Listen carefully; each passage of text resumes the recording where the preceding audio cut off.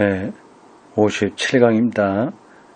292쪽 열린 괄호 5번 종교사 학파의 방법. 종교사 그리고 학파 담겨있죠. 두 가지 단어가 연결돼 종교사, 종교 역사라는 겁니다. 종교 역사. 기독교를 종교 역사의 관점으로 보자고 하는 거죠. 객관적인 현상을 파악하려고 하는 겁니다. Religionsgeschichtliche Schule 이란 용어예요. 헤르멘 궁켈은 1862년에서 1932년 그는 종교사의 관점에서 보아 최초의 위대한 비평가라고 할 수 있다. 그는 원래 구약학자였지만 궁켈이요. 그의 방법과 결과는 신학학에 대해서도 중요한 의미를 가지고 있었다. 독일에서 우리는 그가 참여하고 있었던 운동을 종교사학파, Religionsgeschichtliche Schule 독일어 그 끝 두 번째 단어 앞에 있는 건 형용사고요. 두 번째 명사 슐레 이게 유에 우물라우트가 빠졌습니다.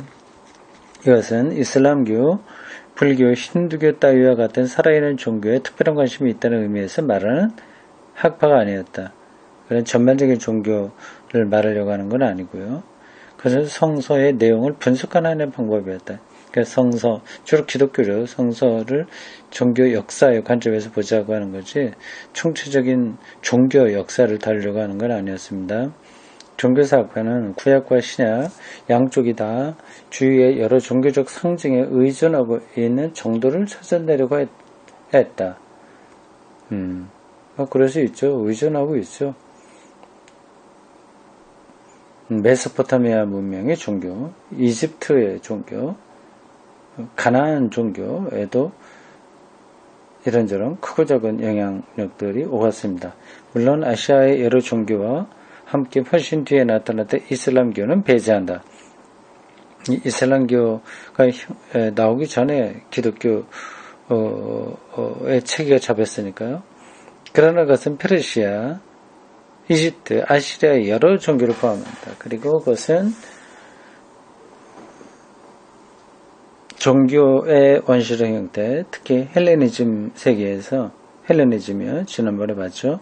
그리스 철학에 한정되지 않고 여러 근동 지방의 철학 사상에 혼합된 형태의 사상운동입니다. 헬레니즘 세계에서 성장한 신비적 종교, 미리 종교예요. 밀교, 심적 종교를 포함한다. 성서는 전 유대교적, 전 그리스도교적 종교 운동에 어느 정도까지 의존하고 있는 것일까? 전이라고 하는 것은 전체가 아니라 앞선다는 전자인가요? 요것만 봐서는 정확하게 모르겠네. 이럴 때는 정확하게 원어를 쓰든지 한자를 쓰든지 해줘야 되는데 다음 보겠습니다. 궁켈의 방법과 발견은 놀라운 영향을 끼쳤다. 궁켈의 창세기 주석 8번 각주로 달려 있습니다. 게네시스 창세기예요. übersetzt und erklärt 창세기를 번역하고 해석한다. 그런 뜻입니다. 그래서 아직도 구약에 미친 이교의 영향을 나타낸 고전적 저작이라고 나는 믿는다. 그것은 이교요. 유대교 말고 다른 종교의 영향을 거기서 많이 다뤘다고 하는군요. 이것은 창세기 설화에 나타난 원시적인 여러 이교 종교의 두드러진 특징을 모티브를 추정한다. 그것은 유대교적 정신이나 예언자 종교가 그 후에 제사기자 제사기자 이렇게 하면 좀 곤란하죠. 제사장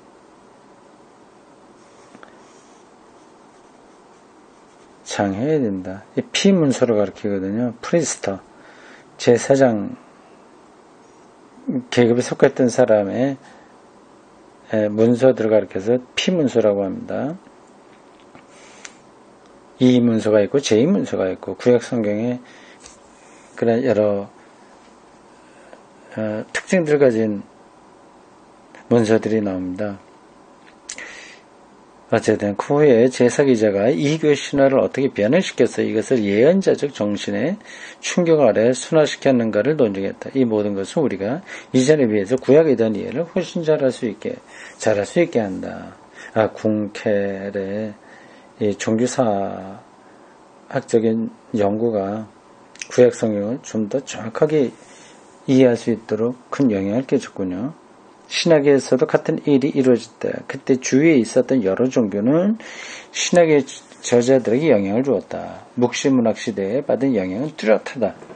묵시문학의 영향. 어떤 개념은 미리 종교와 관계된다. 미리 종교와 관계된 개념이 뭘까요? 그리스도와의 영적인 일치? 그런 걸까요? 큐리오스라고 하는 말 자체가 미리 종교와 어떤 관련을 가지고 있을 가능성이 있다. 누구도 이러한 상황을 알지 못하고서는 오늘날 신약을 학문적으로 다룰 수 없다. 이 문제에 관한 학문적인 견해의 차이는 언제나 있지만 접근 방법 그 자체는 진지하게 다뤄져야 된다. 그게 그런 것으로 인해서 기독교가 왜곡됐냐 또 훼손됐냐 그런 입장은 다르다고 하더라도 이런 과학적인 접근은 누구나 다 받아들여야 된다는 거죠. 역사 비평, 종교사 비평 이런 것들이 다 성서를 바르게 이해해 보고자 했었던 학문적 노력입니다. 질문이 나옵니다. 우리가 이 대목에서 연구한 대부분의 주류 신학자들은 죄의 문제에 부닥치면 어쩐지 머뭇거리는 인상을 받습니다. 이렇게 일반화해서 말한다는 것이 참되는 의미에서 가능하겠습니까? 만약 가능하다면 이것은 신학적인 시도에서 특별한 의지를 가지겠습니까? 신학 대가들은 죄의 문제를 명확하게 다루지 않는다. 그렇게 봐도 되냐는 거죠. 신학의 대가들이 다 그런 입장을 취했냐는 질문입니다. 이것은 조정신학자에게는 해당되지 않습니다. 죄 문제를 다루지 않았다는 비판이 여기에 해당하지 않는다는 거예요. 우리는 슐라이르마흐의 죄를 논했고 그 결점을 지적했습니다. 그는 진화론적 방법으로 인간의 심리적 발달이 인간의 육체적 발달에 미치지 못하는 그 부적합성에서 죄를 끌어냅니다. 리츠락파에서도 역시 죄는 충분한 의미를 가지고 있지 못했습니다. 왜냐하면 죄는 인간의 자아와 인간의 자인적 기초 사이의 갈등을 말하는 것이라고 앞서와 비슷한 방법으로 기술되어 있기 때문입니다. 그래서 구원은 인간의 자인적 기초를 극복하는 정신의 힘이라고 생각했습니다. 구원을 그렇게 생각했다. 리츠락파에서 구원은 특히 죄의 용서를 의미했습니다. 그것은 변혁을 의미하지 않았습니다. 왜냐하면 인간 가운데 현존하고 인간을 변혁하는 성령 사상은 리칠적인 사고와 너무나 거리가 먼 것이었기 때문입니다. 이렇게 해서 일반화는 이렇게 그 죄를 잘 다루지 않았다고 이렇게 전반적으로 보는 것은 우리가 논의했던 지도적 신학자들에 관해서 타당하게 됩니다. 전반적으로 그렇게 했다는 뜻이겠죠. 그러나 이것은 조정신학자, 앞에서도 얘기했지만 조정신학자라기보다는 중재신학자라고 하는 게 나은데요. 에게는 타당하지 않습니다. 나는 죄론에 관해서 아주 중요한 신학자 한 사람을 남겨놓았습니다. 그의 이름은 율리우스 뮬러입니다. 그에게는 죄의 뮬러라고 하는 이름이 붙었지만 그것은 특히 셜링 철학의 입장에서 죄론에 관한 아주 커다란 고전적 저자가 썼기 때문입니다. 물론 우리는 실존주의 철학이나 신학자를 다룰 때 우리는 인간의 소외 상황에 관한 이해를 보여주었습니다. 특히 케르케고르는 소외 상황과 관련해서 죄를 논했습니다. 죄는 죄 자체를 전제한다는 그의 사상, 천진무구에서 죄책이로 이행이라는 그의 개념은 죽음에 이르는 병의 문제, 이 모두는 죄의 실제에 대한 깊은 양상을 나타냅니다. 조정신학자에게는 죄의 깊이를 이해하는 강한 전통이 있습니다. 슐라이어마커나 리츠렉에서보다 더 깊은 이해의 전통이 있습니다. 네. 이건 뭐 그렇게 중요한 게 아니네요. 뭐 대충 이렇게 저렇게 설명을 하긴 하는데 확 들어오는 건 아니네요. 근데 지나가 됩니다. 열린 괄호 6번 에른스트 트릴치, 이게 종교사학파의 대표자가 바로 이 사람인데, 근데 앞에서 궁켜를 얘기했죠. 종교사학파를 얘기하면서 종교사학파 방법을 궁켜이 열었는데, 실제 종교사 대표자는 트릴치입니다. 틸리가 이 사람을 어떻게 다루는지 보겠습니다. 트릴치를 마지막으로 다루나요? 아니죠. 다음에 종교사, 여기 사회주의가 있고요. 실존주의가 있고, 이게 지금 몇 개 남았습니다.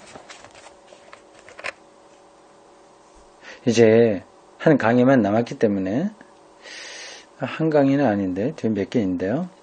우리는 다음 4가지 주제에 관해서 약간씩만 언급하려고 생각한다. 첫째는 에른스트 트릴치의 사상이다. 그는 전에 베를린 대학 때 나의 동료였다. 트릴치가요. 나는 그의 강의를 들은 적이 없지만 그 특별한 의미에서 나의 스승의 한 사람으로 생각하고 있다. 좀 선비였겠죠. 이 사람이 몇 년대인지는 나오지 않았네요. 둘째로 나는 독일에 있었던 종교사회주의에 대해서 말하고 싶다. 종교사회주의. 셋째는 칼바르트에 대해서, 그리고 넷째로 실존주의의 두드러진 특징에 대해서 말하고 싶다. 뒤에 나옵니다. 나는 먼저 종교 철학자로서 트릴치에 대해서 말하려고 한다. 트릴치의 주요한 문제는 인간의 정신이나 인간의 마음의 구조와 관련해서 종교의 의미를 다루는 것이었다. 그래서 트릴치는 칸트의 세 비판서를 받아들임으로써 그를 따랐다. 칸트의 이성 비판 책 3권 비판서 굉장히 중요한 역할을 합니다. 철학이나 신학을 전공하는 사람이라고 한다면 이런 책들을 다 읽었어야죠. 저는 책을 이렇게 차례 이런 정도 봤지 다 읽지는 못했습니다. 이렇게 전문가라고 할 수 없죠. 그러나 칸트가 순수 이성 비판에서 전개시켰던 것처럼 이론적 선험, 경험에 앞선다는 얘기입니다. 어린아이가 어머니 뱃속에서 나오면서 어머니 젖을 빨아먹지 않습니까? 그게 이제 배워서 하는 게 아니죠. 그런 게 선험입니다. 신을 찾는 것, 이것도 선험적이라고 할 수 있죠. 아프리오리라고 합니다. 아프리오리. 선험성. 곧 인간의 범주적 구조가 있을 뿐만 아니라, 그리고 칸트가 이성 비판, 실존 이성 비판에서 순수 이성 비판, 실존 이성 비판, 판단력 비판, 이 3가지가 칸트의 3대 비판서입니다. 여기서 전개시켰던 것처럼 도덕적인 선험성이 있을 뿐만 아니라 인간은 하늘에 별이 있는 것처럼 도덕성이 있다. 선험적이다. 거기서 하나님의 존재 가능성이 열린다. 하여튼 대충 그렇게 말한 거죠. 그리고 칸트가 판단력 비판에서 전개시켰던 것처럼 미적 선음성이 있을 뿐만 아니라 또한 종교적 선음성도 있다는 것을 그는 주장했다. 이것은 인간 정신 자체의 구조에 속한 것으로서 종교를 생기게 하는 어떤 것이 존재한다는 것을 의미한다. 종교적 선음성은 다른 새 구조와 마찬가지로 언제나 잠재적인 것이긴 하지만 본질적으로 현존하고 있다. 잠재, 그러니까 확 드러난 건 아니죠. 모든 인간이 다 종교를 따르지는 않잖아요. 그러니까 잠재해 있는 거죠. 그러나 그것은 본질적인 거다. 명시적인 기독교다, 불교다 이런 종교를 따르지 않는다고 하더라도 인간의 영혼 속에는 종교성이 본질적으로 들어있다는 거죠. 돈을 그렇게 신처럼 섬길 수 있는 거죠. 이것이 시간과 공간 안에서 현실화되는지 어떤지는 다른 문제다. 그러니까 실질적으로 교회 다니냐 안 다니냐 하는 건 다른 문제고 본질적으로는 내재해 있다. 그죠? 그러나 만약에 현실화된다면 그것은 다른 것들이 가진 대로 자신의 고유한 확실성을 가진다. 이것은 하나의 선음성이다. 프리오리 하다는 거죠. 이제 선음성이라고 말한 것은 사실은 그렇지 않는데도 마치 칸트의 모든 범주가 갓난아이의 의식에도 뚜렷하다고 생각한 것처럼 그것이 시간적으로 이해되리라는 것을 의미하지는 않는다. 그래서 이것은 선음성의 의미가 아니다. 선음성이란 뭐예요? 만약 어떤 사람이 인간의 성격을 가진다면, 그리고 인간의 정신과 인간의 이성적 구조를 가진다면, 이들 범주는 경험의 영향 아래 발전한다는 것을 의미한다. 이것이 바로 틸치가 종교적 선음성에 대해서 보여주려고 했던 것이다. 이 점에서 그는 중세의 프란체스코 아우구스티누스 학파의 위대한 전통에 서 있다고 말하고 싶다. 인간으로서 인간의 구조 안에 유한과 무한이 만나고 또는 서로 내지하는 하나의 점을 찾아내지 않고서 우리가 어떻게 종교에 대한 철학적 이해에 도달할 수 있는가를 이해한다는 것은 내게 있어서는 불가능하다.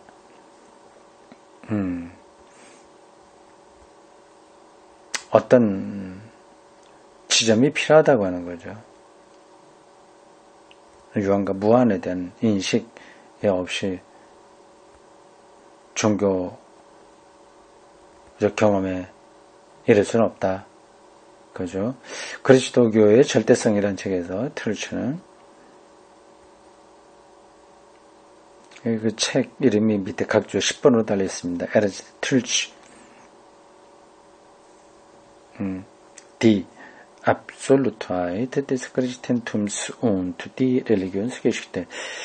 여기서 올자가 나왔어요. 맨 앞에 있는 D-I 여긴 영어식 표현으로 R이 나왔죠.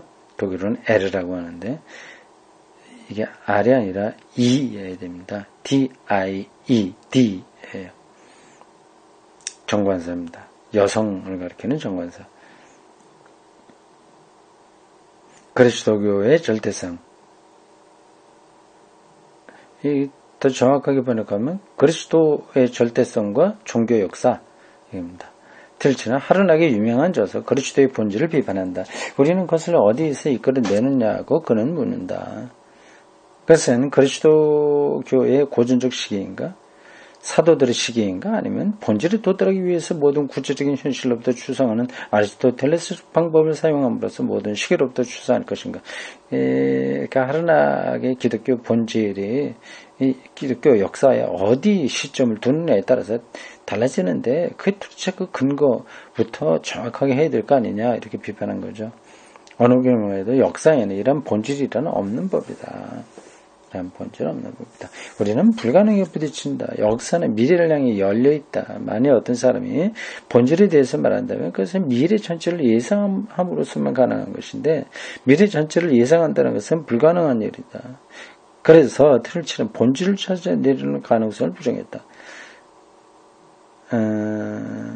일리가 있는 이야기인데 기독교의 본질이 없다고 또 말하는 것도 우스운 거 아닌가요? 역사적 한계를 가지고 있으나 그럼에도 불구하고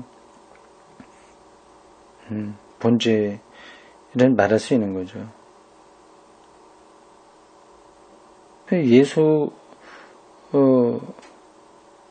유는 사랑을 본질로 설교했다.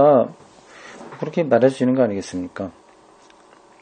틀치는 역사 철학자만은 아니었다. 그는 역사에 대한 위대한 통찰력을 가진 사람이기도 했다. 나는 그가 근대 세계에 대한 프로테스탄티즘의 의미에 대한 훌륭한 논문, 발표했을 때 일어났던 흥분을 기억한다.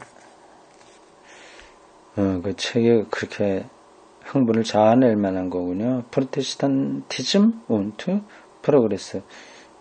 프로테스탄티즘과 프로그레스가 진행이죠. 특별한 논문에서 그는 초기 프로테스탄티즘의 중세적 성격에 대해 썼다.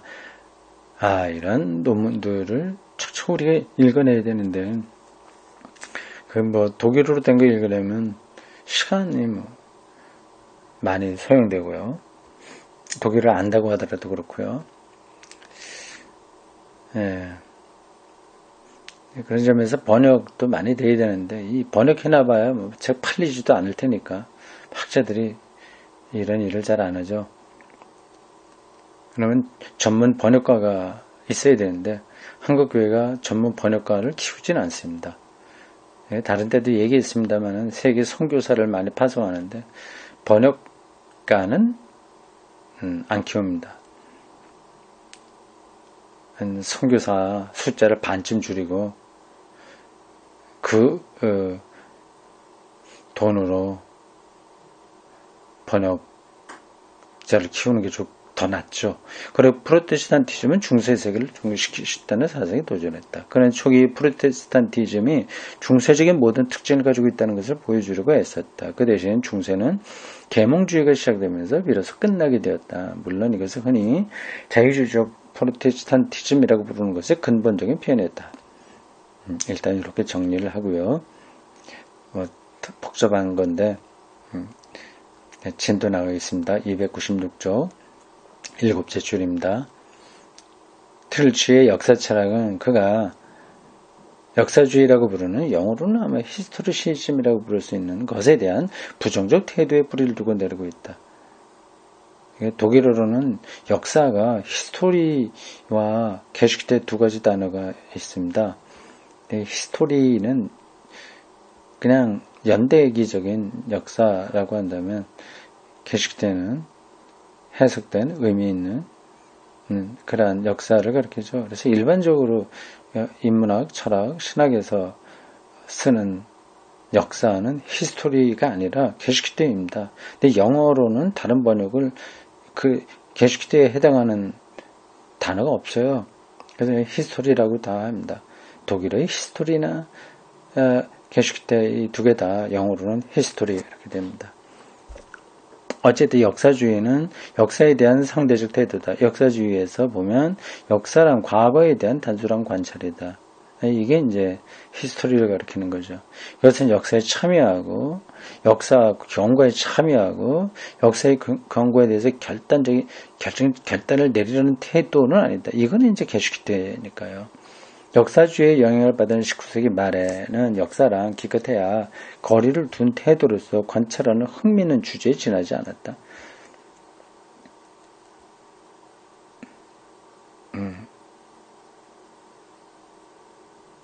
나는 이런 태도를 20세기까지 지내오면서 아직도 역사주의자로 남아있는 사람들은 알고 있다. 그런데 트릴치는 재미있는 구상을 가지고 역사주의를 극복하려고 했다.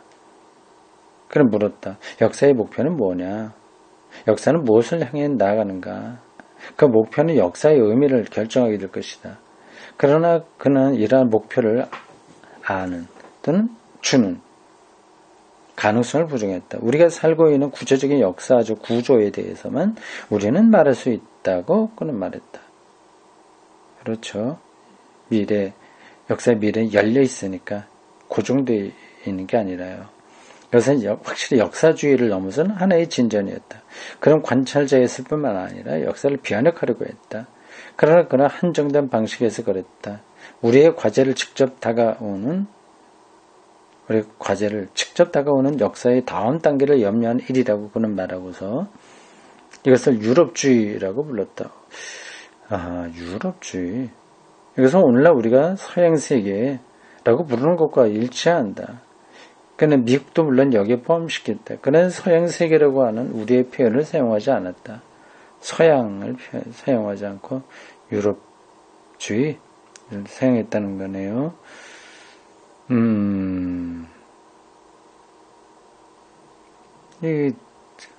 이거는 일종의 오리엔탈리즘이라고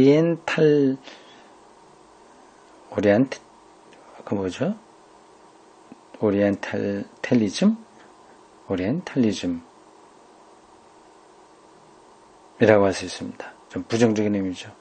자기들 중심으로 역사를 보려고 하는 거죠.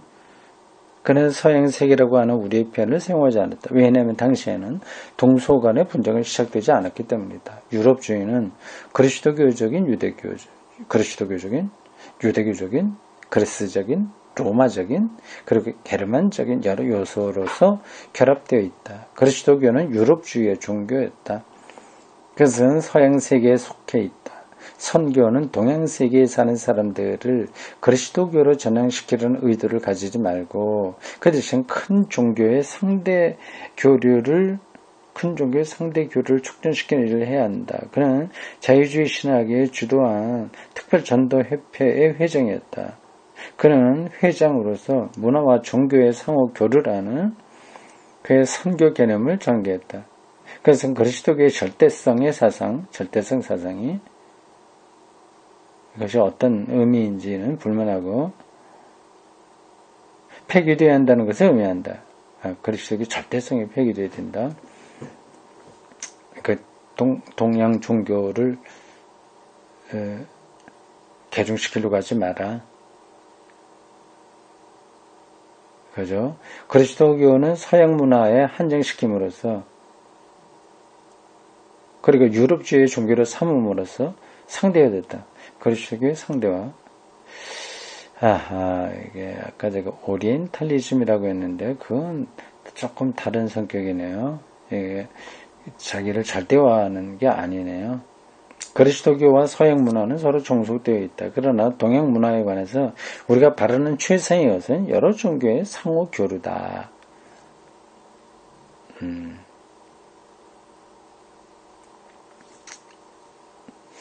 우리가 논의하려는 다음 문제는 신학에 대해서 가장 중요한 문제다. 과거의 신학 역사는 흔히 교회나 교회의 교리적 주장의 역사로서 논의되었다. 그러나 툴츠는 위대한 사회학자이며 19세기 독일의 최대 학자라고 할 수 있다. 막스 베버, 최대의 학자라고 할 수 있는 19세기 독일의 최대 학자라고 할 수 있는 막스 베버의 영향을 받았다. 막스 베버. 그리스도교와 자본주의라고 하는 책을 써서 또 유명하게 됐죠. 자본주의가 개신교 그 직업에 대한 새로운 개념에서 싹이 터서 발전했다는 이야기인데 그것도 막스 베버가 정말 그렇게 그걸 얘기하려고 했는지 아닌지도 조금 의문이라고 합니다. 그래서 또는 베버가 그걸 정확하게 봤는지 아닌지도 확실하지 않다고 합니다.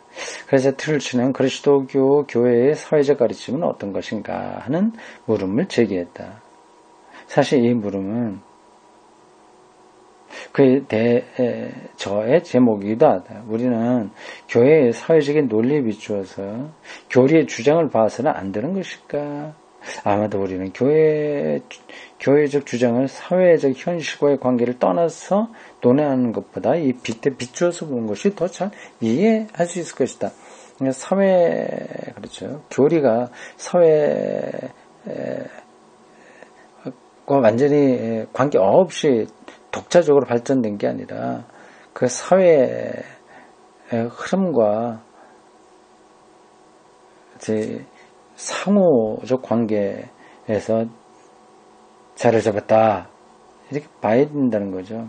이 방법은 마르크스주의의 방법론적 원리에 영향을 받고 있다. 그러나 그것은 종교와 사회적 현실의 관계에 관한 베버 자신의 해석에 의해서 균형이 잡히는 방식을 따른다. 예컨대 막스 베버는 자본주의 지배자들이 칼빈주의적 윤리가 요구하는 개인의 내면적 세계의 금욕에 힘입어 재산을 불리고 공정을 운영하는 방법에 대해서 말하면서 바로 그 책입니다. 칼빈주의와 자본주의라고 한 책 같네요. 칼빈주의는 여기서 놀라운 영향을 끼쳤다는 것을 보여주려고 했다.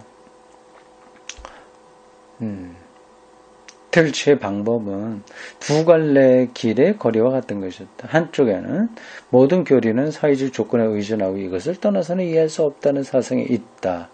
이건 마르크스적 측면이다. 마르크스적 측면. 유물론적 역사관. 그러나 또 한편에는 이와 똑같은 중요한 통찰이 있었다. 사람들의 사회적 조건을 구사하는 방법은 대체로 그들의 궁극적 관심을 의존하고 있고 그들의 종교적 확신이나 윤리적 의미의 제약을 받는다는 것이 그것이다. 이렇게 해서 틀치는 막스 베버와 함께 종교사를 이해하는데 새 열쇠를 제시하려 했다. 교리가 그렇게 신학 교리가 사회 역사 발전에서 영향을 받은 면이 있고 또 종교의 궁극적 의미가 사회 발전에 영향을 끼친 면이 있다. 두 가지를 통일적으로 봐야 된다 뜻입니다. 이러한 것은 틀치를 다루는데 중요한 점이다. 내가 여러분에게 말했듯이 나는 이러한 사상이 깊이 영향을 받았다. 그러나 두 가지 점에서 나는 이미 세대에 들어가 있었다. 대부분 우리는 틀치가 역사주의를 극복하려고 했던 방식에 만족하지 않았다.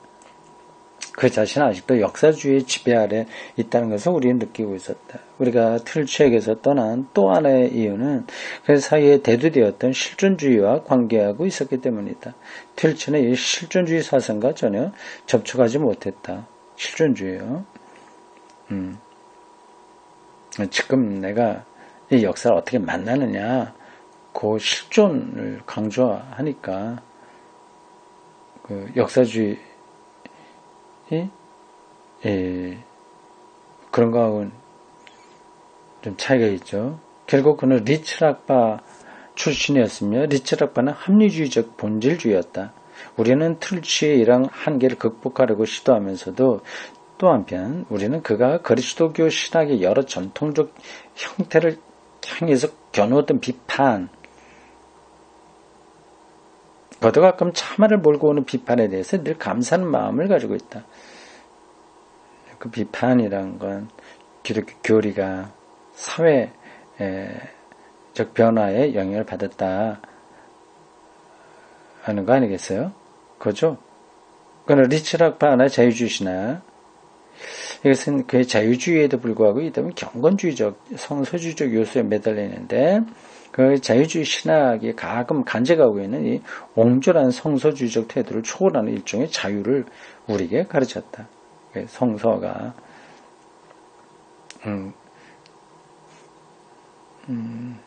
그 사회 역사 관계에 깊이 관련되어 있다는 것을 알게 되면 성서주의, 우리에게 잘 알려진 용어로는 성서 문자주의, 여기서부터 벗어날 수 있는 거죠. 오늘 여기까지 하겠습니다.